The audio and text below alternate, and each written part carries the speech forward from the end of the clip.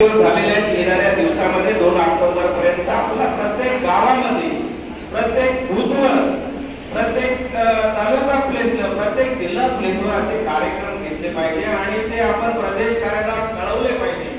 जो या ठिकाणी कार्य करतो, जे कार्यकर्ता आहे त्यांचं नेतृत्व पुढे निघून येते आणि त्या दृष्टिकोनातून त्यांना आपण निश्चित तशा प्रकारचे मदत दिल्या जातात. वास्तविक पाहता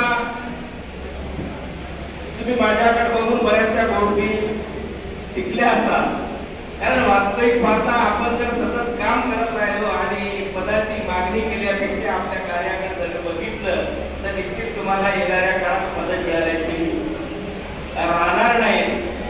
येणारा निवडणुकीचा काळ आम्ही झालं, नितीन भाऊ झालं, माजी आमदार, आजकाल आपल्याकडे माजी आमदाराला आता काही कमी नाही. आपण जवळपास 5 आमदार आहे, मी काही आमदार नाही, त्यांच्याबरोबरच आहे. आपल्याला फक्त येणाऱ्या काळात कार्यकर्त्यासाठी काळ करायचा आहे, त्यांना पदक कसे मिळतील हे बघायचं आहे आणि प्रत्येकाला स्थान मिळालं पाहिजे ही माझी सुद्धा अपेक्षा आहे.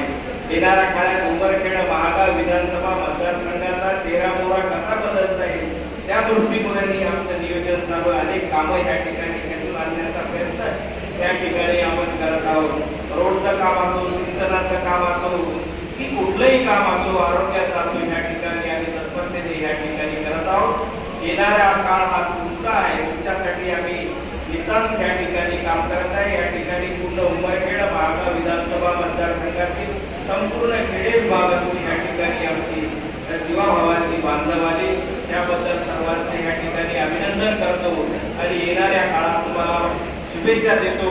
आणि नरेंद्रभाई मोदी यांचा या ठिकाणी वाढदिवस झालेला आहे 17 तारखेला.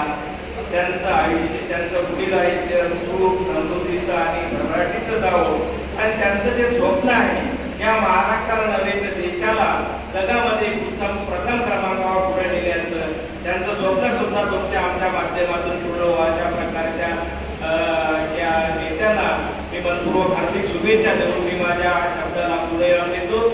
जय हिंद, जय भारत.